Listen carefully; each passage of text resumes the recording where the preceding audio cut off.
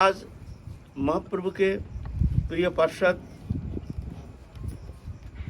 आचार्य प्रवर श्रीवास पंडित के तिरुभाव तिथि उपलक्ष्य में थोड़ा सा वाणी को पवित्र करने के लिए महाप्रभु के पार्षदों का जीवन चरित्र का किंचित आस्वादन करने का प्रयत्न कर रहे हैं।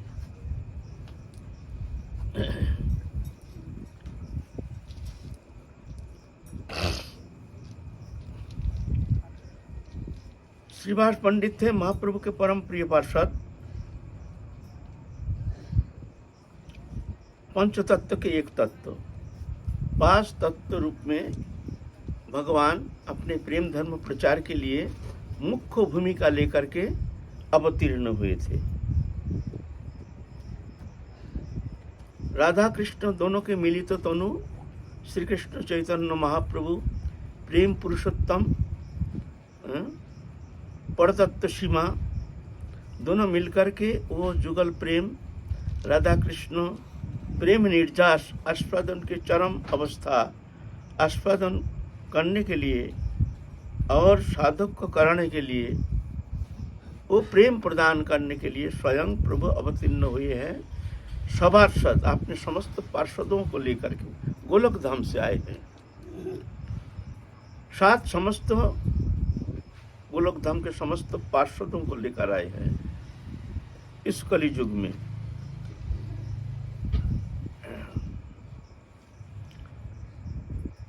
सप्तम मन्वंतर 27तम महायुग ये कली युग, ये विशेष धन्य है कि इस युग में प्रभु श्री कृष्ण चैतन्य महाप्रभु अवतीर्ण हुए हैं।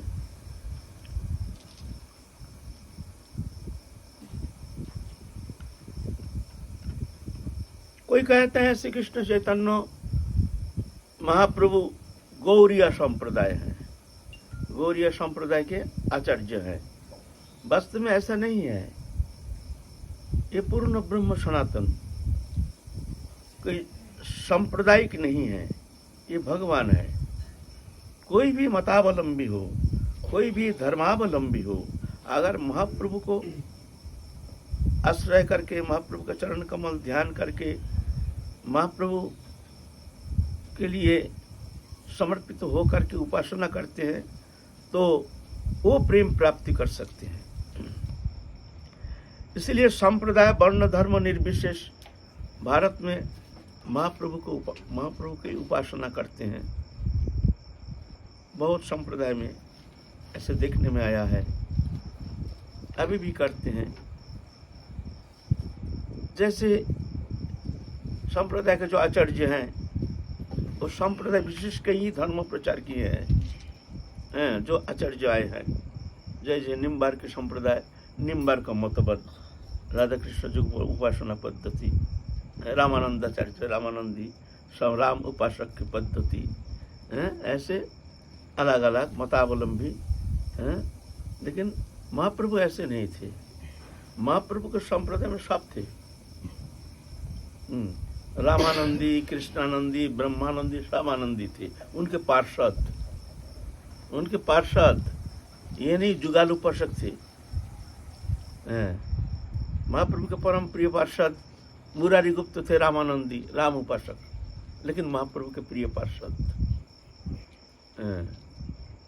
श्रीवास पंडित नारद ऋषि का अवतार, ये थे नारायण उपासक, लेकिन महाप्रभु के पार्षद ऐसे। तो महाप्रभु जब आए हैं तो समस्त पार्षदों को लेकर आविर्भूत हुए थे इस कली युग में। राधा कृष्ण जुगल अवतार श्री कृष्ण चैतन्य महाप्रभु, नित्यानंद प्रभु हैं बलराम, अद्वैत आचार्य प्रभु है महाविष्णु अवतार, तत्सहित उनके साथ है सदाशिव। गदाधर पंडित ये थे राधा रानी के अंश अवतार। श्रीवास पंडित नारद ऋषि, ये पंच तत्व के एक तत्व। हम लोग जब भजन करते हैं तो पंच तत्व का नाम हम ग्रहण करते हैं। श्री कृष्ण चैतन्य प्रभु नित्यानंद, श्री अद्वैत गदाधर श्रीवास आदि गौर भक्तबिंद समस्त गौर पार्षदों के साथ ये पंचतत्व महामंत्र हम लोग जपते हैं। तो श्रीवास पंडित आविर्भूत हुए थे बांग्लादेश में श्रीहट्ट जिला में। उनके पिता का नाम था जलधर पंडित। ये लोग 4 भाई थे, नलिनी, श्रीराम, श्रीपति, श्रीनिधि, 4 भाई थे। फिर महाप्रभु दूर देश में एक एक पार्षद आए हैं, आविर्भूत हुए हैं। ऐसे ना जाने क्या कारण है, उस देश को पवित्र करने के लिए जो बांग्लादेश मृच्छ देश कहते थे, वहाँ भी अवतीर्ण हुए हैं महाप्रभु के बहुत सारे पार्षद। पुंडरीक विद्यानिधि, श्रीवास पंडित आदि सब पार्षद, अद्वैताचार्य प्रभु ऐसे उस देश को पवित्र करने के लिए इस तरह से पार्षद अलग अलग देश में जन्म ग्रहण किए हैं। तो कालक्रम उनको लीला तो महाप्रभु के साथ होनी है। तो श्रीवास पंडित आ गए हैं नवद्वीप में। उम्र में बहुत बड़े हैं श्रीवास पंडित। नवद्वीप के किनारे में वहाँ आकर के बसति स्थापन किए हैं। और उस समय ब्रह्म धर्म के विशेष प्रचार था। तब से तंत्र मार्ग, तंत्र उपासना पद्धति, नाना प्रकार देव देवियों का उपासना, इसमें माने वैष्णव धर्म जो प्रेम धर्म मानो लुप्त प्राय हो गया था। लुप्त प्राय क्षुद्र देवताओं का उपासना करते थे, नाना प्रकार देव देवियों का उपासना। वैष्णव धर्म, भक्ति धर्म, जुगल उपासना मान लो लुप्त प्राय हो गया था। इसलिए महाप्रभु हमको समस्त पार्षदों को भेजे हैं, तुम लोग जा करके हमारे प्रेम धर्म उद्धार के लिए, प्रचार के लिए तुम लोग जाके जन्म ग्रहण करो। पहले अद्वैत आचार्य जो बांग्लादेश में जन्म लिए हैं, वहाँ से आ गए हैं नवद्वीप में, शांतिपुर में आकर के बसति स्थापन किए। उम्र में बहुत बड़े हैं अद्वैत आचार्य प्रभु, लगभग 50 साल के बड़े हैं महाप्रभु से। अद्वैत आचार्य श्रीवास पंडित भी बहुत बड़े हैं, लेकिन पहले आकर के भित्ति स्थापना करना है ना। पहले वो प्रेम धर्म प्रचार के लिए जो पहले एक बिल्डिंग मकान बनाने के लिए एक फाउंडेशन होता है। फाउंडेशन अगर दुर्बल हो गया, हल्का हो गया, तो बिल्डिंग टिकेगा नहीं, वो बिल्डिंग गिर जाएगा। जितना बड़ा बिल्डिंग है उतना फाउंडेशन भी उतना ठीक होना चाहिए, ठीक होना चाहिए एकदम। तो इसीलिए फाउंडेशन तैयार करने के लिए अपने पार्षदों को भेजे है। श्रीवास पंडित, मुकुंदो, फिर मान लो अद्वैताचार्य प्रभु और सब भक्त वृंद आए हैं। लेकिन प्रेम धर्म के ये दुर्दशा देख करके बहुत दुखी हो गए, रोते हैं। कहीं हरि नाम सुनने को आता नहीं है, कहीं हरि कीर्तन सुनने में आता नहीं है, कहीं भक्ति धर्म का कोई प्रकार दिखने में आता नहीं है, शुद्धाचार है नहीं, उल्टा पल्टा खाने वाले सब, शुद्धाचार है नहीं। बहुत दुखी होकर के भजन करते हैं, जुगल उपासना करते हैं। और आपने समस्त जो पार्षद है सब इकट्ठा होकर के रोते हैं, प्रार्थना करते हैं, प्रभु तुम कब आओगे, कब आओगे, कब आकर के दुर्दशा मोचन करोगे। हिंदू धर्म सनातन धर्म के उद्धार के लिए, भक्ति धर्म रक्षा के लिए, भक्ति धर्म प्रचार के लिए हे प्रभु तुम कब अवतीर्ण होगे। इस तरह से रोते हैं, बड़े जम के रोते हैं। उनकी प्रार्थना सुन करके कृष्ण चैतन्य महाप्रभु प्रेम पुरुषोत्तम नवद्वीप में मायापुर नामक स्थान में आविर्भूत हुए हैं। बचपन में बहुत चंचल है, देखने में बड़ा दिव्य है। देख करके जो भी देखते हैं वही मोहित हो जाते हैं उनके रूप देख करके। और बचपन से ही विद्वत्ता में इतना प्रगति, जे अल्प उम्र में ही समस्त विद्वत्ता के एकदम पूर्ण रूप से अधिकारी बन गए। जहाँ देखते हैं, जिस भक्त को देखते हैं उससे तर्क वितर्क करते हैं, रास्ते में पकड़ लेते हैं, तुम जवाब दे जाओ। ये संस्कृत जितना विद्वत्ता है उस विषय में तर्क वितर्क करते थे, कोई जान ही नहीं पाते थे जो साक्षात पूर्ण ब्रह्म सनातन प्रेम पुरुषोत्तम, ये पूर्ण ब्रह्म सनातन श्री कृष्ण जो भगवान स्वयं अवतरित हुए हैं। कोई जानते थे एक चंचल बालक, बहुत सुंदर है, बहुत विद्वान है, बहुत पंडित है। श्रीवास पंडित उम्र में बहुत बड़े हैं, कभी कभी देखते थे, नमस्कार भी करते, श्रद्धा भी करते थे, लेकिन तर्क करने में छोड़ते नहीं थे। बताओ ये इसका माने क्या है, इसके श्लोक का माने क्या है, ऐसा ऐसे तर्क वितर्क करना। तो श्रीवास पंडित जानते थे जो ये तो बड़े विद्वान है, उम्र में छोटे हैं लेकिन विद्वत्ता में प्रवीण है, उम्र में नवीन है लेकिन विद्वत्ता में प्रवीण है। और ऐसा कोई शास्त्र नहीं जो जानते नहीं थे। प्रसंग क्रम में एक थोड़ा सा दृष्टांत तो दे रहे हैं।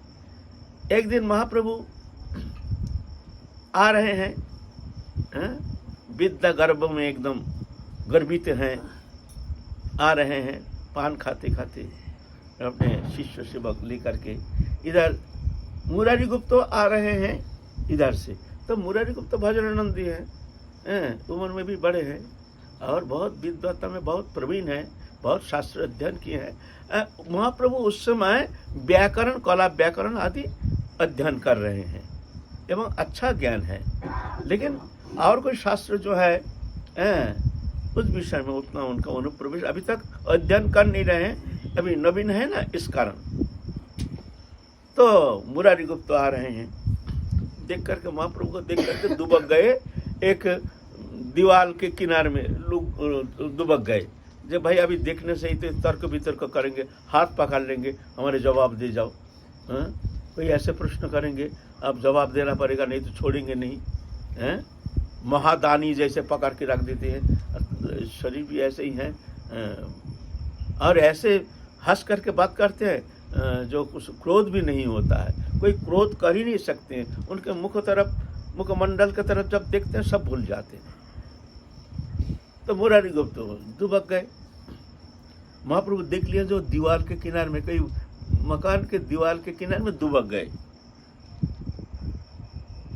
तो महाप्रभु जान गए जो हमको देख के दुबक गए हैं, तर्क वितर्क करेंगे, उनका समय नष्ट होगा। और महाप्रभु तो बहुत मजा किया है, मजा किया थे। आते आते दीवार के वहाँ आ गए, आ करके ऐसे करके देखा, अच्छा हमको देख के दुबक गए, हाथ पकड़ के ले आए। हाँ, तुम क्यों दुबक गए हमको देख के, बताओ हमने तुम्हारा क्या नुकसान किया। ऐसा हंस हंस कैसे बात करते हैं, नहीं भाई हम तर्क वितर्क पसंद नहीं आता है, तर्क वितर्क तुम हमको देख के दुबक क्यों गए हैं, हम छोड़ेंगे नहीं। अरे भाई निमाई पंडित भाई हमको छोड़ दो भाई, हमारा बहुत काम है। नहीं, हमारा जवाब दे के जाओ, हम जो प्रश्न करेंगे इसका जवाब दे के जाओ तब छोड़ेंगे, क्यों तुम दुबक गए हो, हाँ तो तुमको जवाब देना पड़ेगा। तो बोलो क्या क्या कौन विषय में तुम तर्क करोगे, तुम तो देखो। और मुरारी गुप्त थोड़ा गुस्सा भी हो गया, मन में गुस्सा हो गया जी, ये तर्क वितर्क करते, ये तो कला व्याकरण आदि अध्ययन किया है, ये तो अलंकार शास्त्र आदि तो अध्ययन किया नहीं है, तो इसको इस विषय में हम तर्क करेंगे जो ये अध्ययन किया नहीं है, तो इसको हम इस तरह से चुप करा देंगे जो कभी हमारे साथ तर्क नहीं करेगा। तो वो जानते हैं इसका विद्वत्ता, अलंकार शास्त्र आदि अध्ययन किए नहीं है, तो शास्त्र अध्ययन किए नहीं है, उस विषय में तर्क कैसे करेंगे। अलंकार आदि ये है मैंने बहुत ऊंचे एजुकेशन के बाद संस्कृत, फिर जाकर अलंकार शास्त्र आदि अध्ययन करते हैं। और उम्र में बड़े होने का कारण मुरारी गुप्त तो सब अध्ययन कर चुके हैं।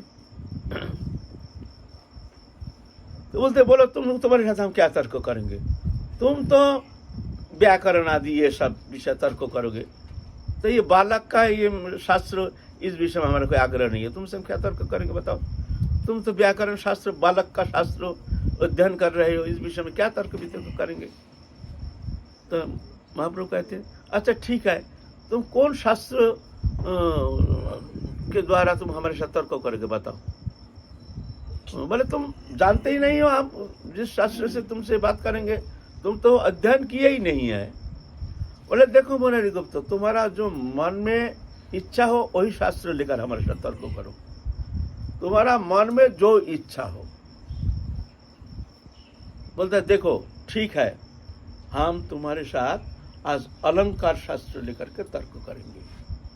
बोले तुम्हारा मन जो चाहे तुम, हम तो ये नहीं कह रहे अलंकार शास्त्र की क्या शास्त्र, न्याय, पातंजल, योग दर्शन आदि शास्त्र है, तुम्हारा मन जो चाहे। और हाँ, जिस विषय में तुम्हारा बहुत प्रवेश है वो शास्त्रों से हमसे तर्क करना, पीछे ये नहीं कहना। हाँ, तुम्हारा जो अधिक प्रवेश है, तुम बहुत जानते हो, वो शास्त्र होनी चाहिए। मुझे देखते हैं ये तो कभी अध्ययन किया ही नहीं है अलंकार शास्त्र, तो बोलता हम अलंकार विषय में तुमसे तर्क करेंगे। ठीक है, करो। और मुरारी गुप्त प्रश्न करते हैं, महाप्रभु झटाझट उत्तर देते हैं। जैसे अलंकार शास्त्र में पूर्ण विद्वत्ता सब कंठस्थ है, जो प्रश्न करते उसी को उत्तर देते हैं। आप मुरारी गुप्त तो चकित हो गए, ऐसे विद्वत्ता पढ़े नहीं, देखे नहीं, अध्ययन किए नहीं, ऐसी विद्वत्ता कोई मनुष्य में तो होना संभव नहीं है, इतनी विद्वत्ता। तो महाप्रभु उनकी छाती में ऐसे हाथ रख दिया, तो हाथ रखने से उनके हृदय एकदम शीतल हो गया, जो एक अद्भुत, एक दिव्य आनंद के स्रोत बहने लगे, जैसे एक अतीन्द्रिय जगत में खींच करके मन को ले जा रहे हैं, ऐसे एक दिव्य आनंद की अनुभूति कर रहे हैं। लेकिन भगवान है ये तो विश्वास नहीं होता है, तो सोचते हैं आहा, इतने बड़े विद्वान और ऐसे एक अद्भुत पुरुष अगर वैष्णव होते तो इनके संग कभी नहीं छोड़ते, इनके संग को कभी नहीं, मन में चिंतन कर रहे हैं। फिर महाप्रभु कहते हैं देखो मुरारी गुप्त सुनो, इसके बाद जब तर्क करोगे ना, तुम अच्छा करके अध्ययन करके आना, तुम्हारा जो शास्त्र अच्छा लगे वो शास्त्र तुम पहले अध्ययन करके फिर हमारे साथ तर्क करना। आज जाओ, आज तुमको छोड़ रहे हैं, जाओ। ऐसे महाप्रभु कोई जानते नहीं है जी, ये पूर्ण ब्रह्म सनातन। एक दिन श्रीवास पंडित को पकड़ लिए, उनको ऐसे ही श्रीवास पंडित आ रहे हैं, तर्क करो। तो बोलते देखो निमाई, विद्वत्ता का फल क्या है? जो अध्ययन करते हैं विद्वत्ता, उसका फल क्या है ना? हरि भजन। विद्वत्ता का हरि भजन में प्रवृत्त नहीं होता है तो जाके वो विद्वत्ता बेकार है। तत्कर्म हरितोषं सा विद्या तन्मतिर्यया। कर्म क्या है? तत्कर्म हरितोषं। जिस कर्म से भगवान प्रसन्न होते हैं वही कर्म है, बाकी कर्म बंधन का कारण है, माया है। सिर्फ वही कर्म माना जाएगा जो भगवत प्रसन्नता के लिए संपादित होता है। तत्कर्म हरितोषं सा विद्या तन्मतिर्यया। विद्या किसको कहते हैं? जो भगवत चरण में मति उत्पन्न होती है वो है विद्या। बाकी विद्या अहंकार है, पंडितता ही है, बंधन का कारण है, अज्ञानता है, वो विद्या नहीं है। तो देखो अगर भगवत चरण में भक्ति नहीं होती है वो विद्या क्या काम में आएगा? इसीलिए निमाई पंडित भजन करो, भजन करो, तुम भजन करो, वैष्णव हो जाओ, वैष्णव धर्म ग्रहण करो। तब महाप्रभु हंस के कहते हैं देखो श्रीवास पंडित, तुम लोग कह रहे हो वैष्णव बनो, वैष्णव बनो, हम एक दिन ऐसे वैष्णव बनेंगे ना जब ब्रह्मा महेश आदि आकर हमारे चरण में पड़ेंगे। श्री राम राम राम राम राम राम राम। ये क्या शब्द है, ये क्या शब्द है? अच्छा नहीं, मैं जाओ जाओ जाओ, देखो तुम सब तर्क नहीं करेंगे। महाप्रभु हंसते हंसते चले गए। इतना में महाप्रभु जान गए हैं जो अब अवतीर्ण होने का, अब तक प्रकाश करने का समय हो गया है। सब रो रहे हैं, सब भक्त रो रहे हैं। जो हरि भजन तो हरि कीर्तन करते हैं, दरजा बंद करके श्रीवास पंडित अपने भक्त मंडली के साथ हरि कीर्तन करते हैं। और दुष्ट व्यक्ति उस समय भी दुष्ट था, ऐसा नहीं, हर युग में दुष्ट रहता है। वो लोग बड़ा चिढ़ते हैं जो ये लोग खाने को नहीं मिलता नहीं है तो रात भर चिल्लाता है बैठे बैठे, रात भर सोने नहीं देता है, चिल्लाता है। कोई कहता है इसको श्रीवास पंडित को यहाँ से भगा दो, मार पीट करके यहाँ से भगा दो। वही उत्पात शुरू किया है, रात भर चिल्लाता है। कोई कहता है इसको घर तोड़ करके गंगा में फेंको, कोई कहता है नहीं ये करो, हुसैन शाह के पास रिपोर्ट करो, जो ये उत्पात करता है ऐसे, तो मुसलमान राजा है पकड़ के ले जाएगा, अच्छा होगा। ऐसे ऐसे ऐसे ऐसे विरोध करते थे, कीर्तन करना भी मुश्किल हो गया था। तो महाप्रभु जान गए हैं। महाप्रभु आके एक दिन श्रीवास पंडित अपने पूजा घर में पूजा कर रहे हैं और दरवाजे में लात मार रहे हैं, ए श्रीवास देख मैं कौन हूँ, देख मैं कौन हूँ।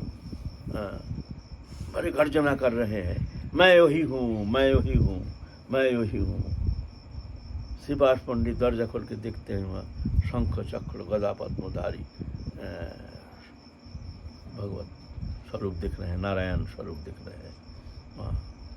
तो इतना दिन हमको पहचाना नहीं, हम आए हैं, इतना दिन तू हमको पहचाना नहीं, आप पहचान लिया ना मैं कौन हूँ, देख आप चिंता मत करना, खूब आपके कीर्तन करना, हरिभजन करना, अब मैं आ गया हूँ, आप चिंता मत करो।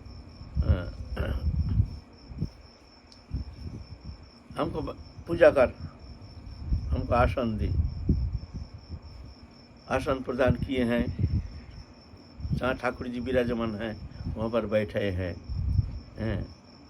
वहाँ बैठे हैं, फिर पूजा किए हैं। उस गदगद होकर के साक्षात पूर्ण ब्रह्म सनातन सच्चिदानंद विग्रह नारायण भगवान, उनके ऊपर से नारायण को देख रहे हैं। कभी तो देखते हैं नृसिंह भगवान चतुर्भुज रूप में विराजमान है, उस गदगद होकर के देख रहे हैं भगवान के स्वरूप। आप निश्चिंत हो गए हैं, आप निश्चिंत हो गए हैं। तो महाप्रभु तो चले गए, इधर क्या हुआ, हरिनाम संकीर्तन शुरू किए हैं और सब भक्त मंडली आए हैं। महाप्रभु से मिलने के लिए सब जान गए हैं। महाप्रभु अवतीर्ण हुए हैं। महाप्रभु जब गया जा करके वहाँ ईश्वरपुरी से मंत्र ग्रहण किए। मंत्र ग्रहण करने का बाद घर में आए। घर में आने का बाद वो प्रेम प्रकाश करना शुरू कर दिए हैं। अद्भुत प्रेम विकार। पहले जो उद्धत पंडित तो अभिमान लेकर के पहले जैसे घूमते थे, अभी ऐसा नहीं। विनम्रता, एकदम कोमलता, ऐसे अद्भुत विनम्रता देखने में आता है। रो रहे हैं हा कृष्ण बोल करके। कभी तो गर्जना करते हैं, मैं वही हूँ, मैं वही हूँ, ऐसे गर्जना करते हैं। इधर सोची माता तो घबरा गए हैं, हमारे निमाई पंडित का क्या हो गया, क्या विकारित हो गया। तो सब भूत प्रेत, ना कोई अपदेवता, ना कोई दैत्य, ना कोई देवता सवार हो गया इनके ऊपर, क्या जाने। बहुत सारे ओझा को बुलाते हैं, ओझा देखते हैं तो ये तो जानते नहीं है ये हरि भक्ति क्या है, प्रेम विकार क्या है, वो तो जानते नहीं है। कोई कहते हैं हाँ थोड़ा सा दिमागी कमजोरी आ गया, दिमाग हो गया, डिस्टर्बेंस हो गया, तो इनको ये नारायण तेल मालिश करो और नारियल का पानी पीने दो और ये करो, ऐसे ऐसे ऐसे ऐसा प्रिस्क्रिप्शन करके चली जाती है मैया। ऐसे जो जैसे कहते वैसे ही करते हैं। और महाप्रभु तो एक घर में रह करके कहीं निकलते नहीं, ऐसे ऐसे क्रंदन करते हैं, कभी हंसते हैं, कभी गाते हैं, कभी नृत्य करते हैं। अद्भुत प्रेम दशा। और सोची माता तो रो रहे हैं, क्या करेंगे, किसके पास जाएंगे। जो भी वैद्य बुलाते हैं सब वैद्य उल्टा पटक प्रिस्क्रिप्शन करता है, उसमें कुछ होता नहीं है। तो श्रीवास पंडित तो प्राचीन है, तो सोची माता जाके श्रीवास पंडित को कहे हैं ये आप जाकर के हमारे बेटा को देखिए, ये बेटा कैसे दिमाग इसका खराब हो गया। पहले तो बहुत कितना सुंदर अध्ययन करते थे, अभी अध्ययन भी करते नहीं, अध्यापना भी करते नहीं। आप घर में रहकर पागलपन हो गया।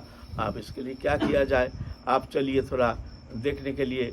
जब श्रीवास पंडित आए हैं, आके देखते हैं वो अद्भुत प्रेम विकार, अश्रुधरा और कृष्ण प्रेम के वो विकार, अश्रु कंप पुलक शेद वैवर्ण, स्तंभ मूर्छा प्रलय सर्वभंग आदि विकार। ये जब प्रेम की किंचित आभास होता है तो उसके अंदर ये विकार देखने में आता है। वो साधारण मनुष्य में ऐसा होना संभव नहीं है।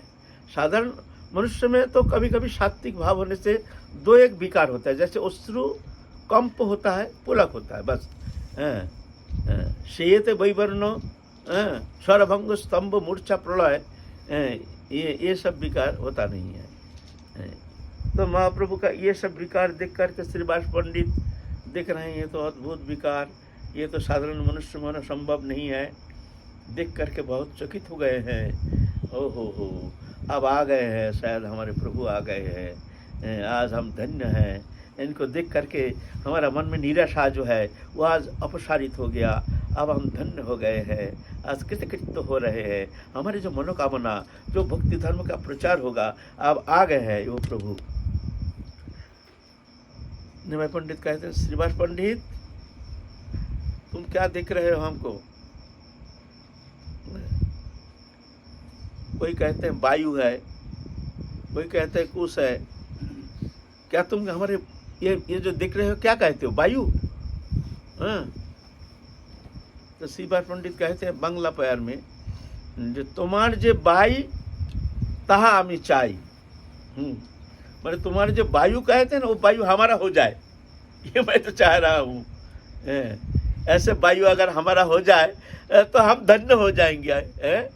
निमाई पंडित तुम्हारे जो वायु है, ऐसे वायु अगर, ये वायु के विकार अगर हम में हो जाए तो हम कृतकृत्य हो जाएंगे, धन्य हो जाएंगे। आहा, धन्य हो निमाई पंडित, तुम धन्य हो। तो वहाँ पर श्रीवास पंडित तुमने हमको बचा लिया। कोई हमको पहचान नहीं पाता है, कोई कहते हैं वायु है, ये है, वो है, नारायण तेल मालिश करो, डाब का पानी पिलाओ, ऐसे ऐसे कहते हैं। फिर तेल ठोसते ठोसते हमारा माथा अभी सर्दी जुकाम हो गया, कोई पहचानता ही नहीं हमको। मैं क्या करूं? अगर तुम भी कहते वायु है ना, तो मैं अभी जाकर के गंगा में कूद करके हमको प्राण विसर्जन कर देते, क्या हमारे दुख को सुनने वाला, समझने वाला है ही नहीं। बढ़िया है निमाई पंडित, आ जाना है, हम लोग एक साथ कीर्तन करेंगे। तो उधर सब भक्त मंडली में खबर हो गया, जो ये ऐसे निमाई पंडित अब वो नहीं है, निमाई पंडित परम भक्त, परम भगवत हो गया, परम प्रेमी हो गया।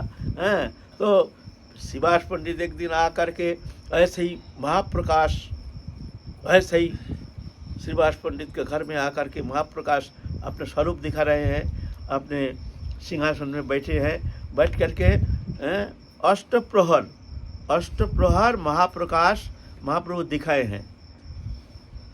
सबको बुलाओ, देखो मैं कौन हूं, संदेह नहीं रखना, मैं मुख में नहीं कहूंगा मैं कौन हूं, तुम देखो मैं कौन। बुलाओ सब प्रेमी भक्त जितना है, सब प्रेमी भक्त, श्रीधर उसको बुलाओ, और जो है जो भक्त है उसको बुलाओ, सबको बुलाओ, जो उनके पार्षद रूप में जो अवतीर्ण हुए हैं सबको खबर दिए है, पहुंचाओ इनको यहाँ, बुला के लाओ।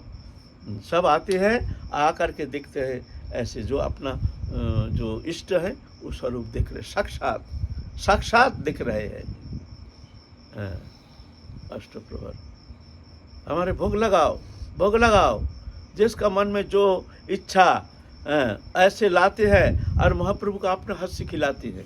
महाप्रभु खा रहे, मन के मन खाते जा रहे हैं, जिसका मन जो आए वही वस्तु ला रहे हैं, अपने हाथ से प्राण भर के खिला रहे हैं, महाप्रभु खाते जा रहे हैं। सुबह से लेकर के अष्टप्रहर तक महाप्रभु ये लीला किए हैं। भक्त जैसे पत्रं पुष्पं फलं त्वं जो में भक्त प्रजिच्छति तदहं भक्त पढ़ितमस्तामि प्रजतात्मनः। जो जैसे वस्तु हमको प्रदान करते हैं, मैं उसको भक्त के प्रेममय वस्तु में ग्रहण करता हूँ। भगवान अभी भी ग्रहण करते हैं, ऐसे नहीं जो उस समय ग्रहण किए हैं अभी करते नहीं, इसमें हमारे प्रेम नहीं है, भाव नहीं है इसलिए, लेकिन अभी भी ग्रहण करते हैं, अभी भी। अब अगर प्रेम से कोई वस्तु भगवान के लिए निवेदन करेंगे, अभी भी ग्रहण करते हैं। हाँ, तो अभी तो कीर्तन खूब हो रहा, श्रीवास आंगन में सब मंडली। इधर नित्यानंद प्रभु आ गए हैं। ये नित्यानंद प्रभु के मिलन, ये तो हम लोग पहले आलोचना किए हैं, इसलिए आगे पुनरावृत्ति अभी नहीं करेंगे। फिर श्रीदाम सखा अभिराम ठाकुर को लाए हैं, फिर अद्वैत आचार्य प्रभु आए हैं, इस तरह से सब भक्त मंडली मिल करके दिग दिगंत चारों ओर हरिनाम संकीर्तन में मुखरित तो होकर के एकदम कीर्तन के महारोल महा आनंद समारोह हो रहा है कीर्तन हरिनाम संकीर्तन में। इधर खबर हो गया हुसैन शाह के पास, उसे मुसलमान राजतंत्र जो था मुसलमान था, हुसैन शाह बंगला बिहार उड़ीसा के महान अधिपति हुसैन शाह था। उनके पास खबर पहुंच गया जब वहाँ बड़ा हिंदुआनी देखने में आता है, हिंदू लोग ज़्यादा ही उद्दंडी हो गया है, कीर्तन फीर्तन करते हैं खूब, ऐसे चारों ओर खाली जहाँ जाओ वहाँ खाली खोल करताल बजता है, घड़ी घंटा बजता है।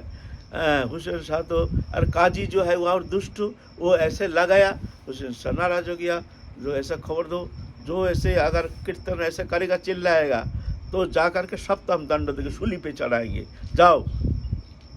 तो काजी ने ढेला पिटवा दिया। उस समय तो खबर कैसा होता था, एक बाजार में जा करके ढम ढम ढम ढम ढम ढम ढम ढम ढम ढम ढम ढम ढेला पिटाते थे, तो पब्लिक वो आवाज़ सुन के जान जाते थे जो कुछ राजा के कुछ संदेश आया है, खबर आया है।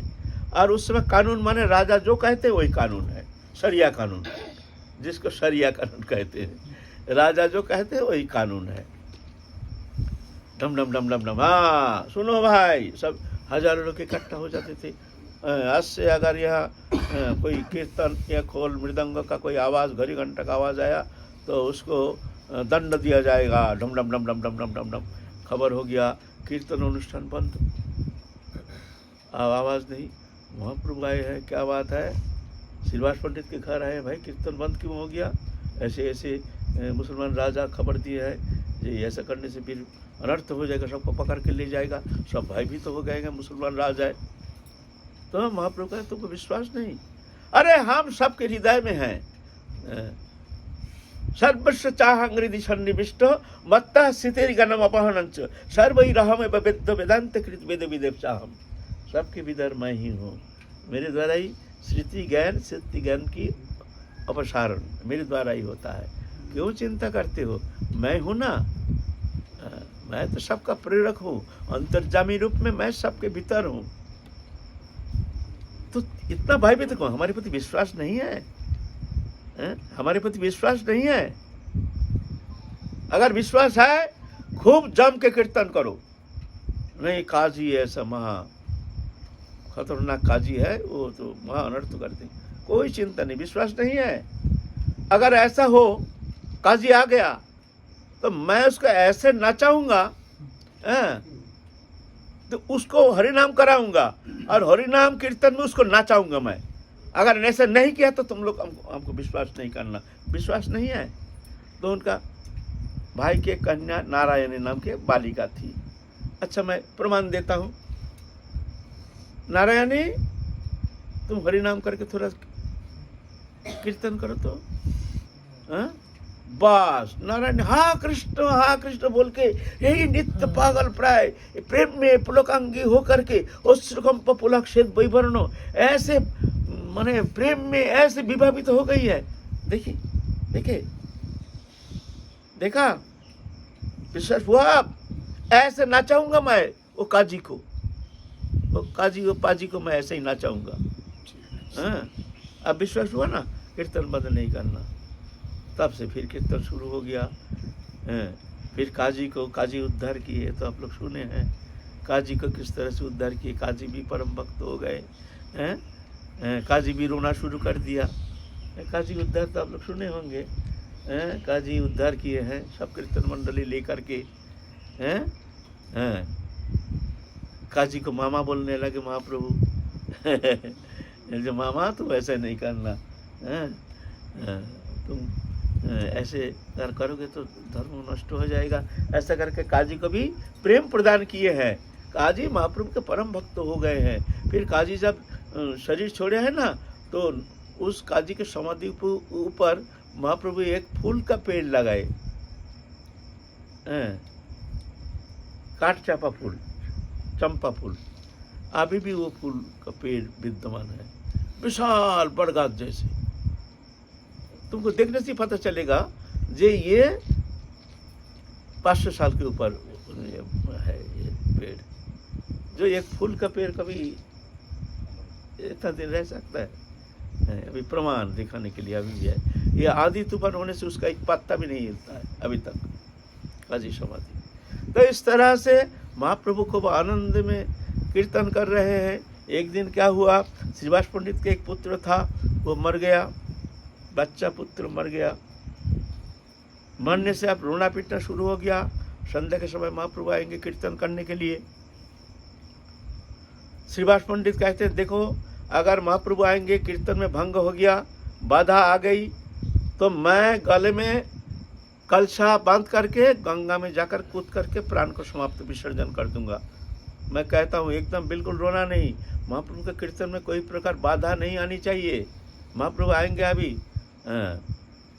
तुम लोग को रोना है, भीतर घर में जाकर रो, लेकिन आवाज बाहर नहीं आना चाहिए।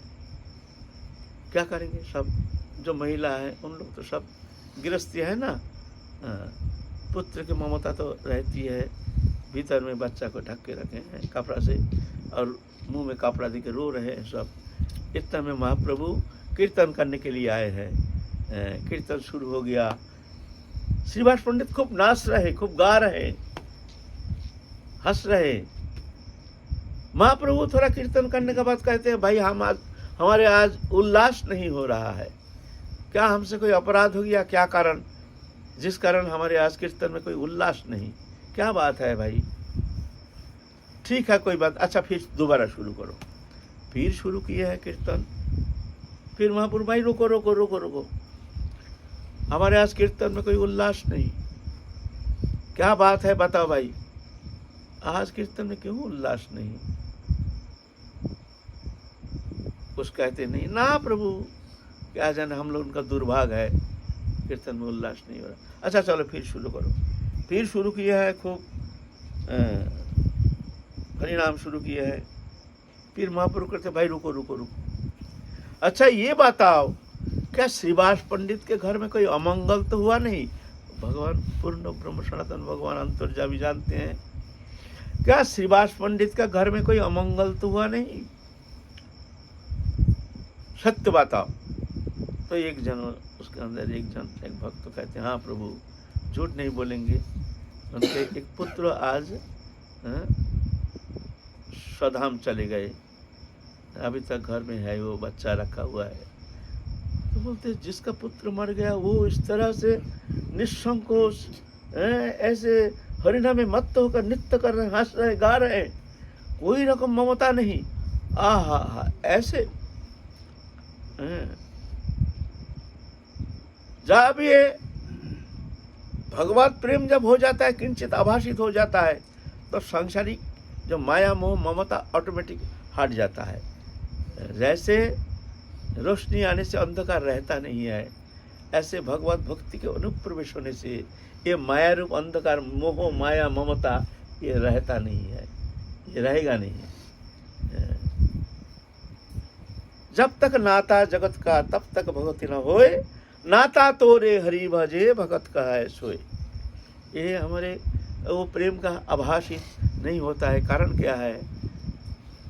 ये हमारे नाता रह गया है, दृश्यमान वस्तु पदार्थ के प्रति हमारी आसक्ति, जिस कारण वो प्रेम का किंचित मात्र आभास देखने में आ नहीं रहा है। तो महाप्रभु कहे, चलो चलो चलो देखे। जा करके बच्चा तो ऐसा कपड़ा से ढका हुआ है, कपड़ा हटा करके बच्चा को स्पर्श किया, बच्चा जिंदा हो गया। क्यों भाई, तुम क्यों इतना जल्दी चले जा रहे हो? तो कहते हैं, प्रभु कश्य के पति पुत्राद्या मोह एव ही कारणम। कौन किसका पुत्र है, पिता है, माता है, भाई है, बंधु है, ये संसार में कोई किसी का नहीं। ये शरीर से संबंधित है। जब तक संबंध रहता है, जब तक प्रारब्ध रहता है, तब तक जाकर के संयोग रहता है। फिर कर्म समाप्त होने से जाना पड़ता है। जब तक हमारा संबंध था तब तक हम यहाँ रहे। आप प्रभु जा रहे हैं नए कर्म संस्कार लेकर के दूसरा जोनि में, ऐसा कह करके बच्चा शांत हो गया। तब सब समझ गए भाई वास्तव में जगत में कोई किसी का नहीं। यहाँ तो एकमात्र व्यावहारिक संबंधों, माया मोह ममता छोड़ के और कुछ है नहीं। तो इस तरह से श्रीवास पंडित महाप्रभु के साथ आनंद लीला कर रहे हैं। उसके बाद महाप्रभु तो चले गए संन्यास लेकर के जगन्नाथपुरी। श्रीवास पंडित कुछ दिन तो रहे, लेकिन महाप्रभु शोक से संतप्त होकर के जब महाप्रभु अंतर्धान हो गए तब श्रीवास पंडित शरीर धारण करने में असमर्थ होकर के सधाम चले गए हमारे श्रीवास पंडित। तो उनके जीवन चरित्र संबंध में कहाँ अंतर्धान हुए हैं, इस विस्तारित कुछ इतिहास कुछ लिख के नहीं गए हैं, इसलिए हम लोगों को जानकारी है नहीं। तो इतना ही तक थोड़ा सा जितना जानते हैं उतना आस्वादन करने के लिए कोशिश कर रहे हैं। जय जय श्री राधे।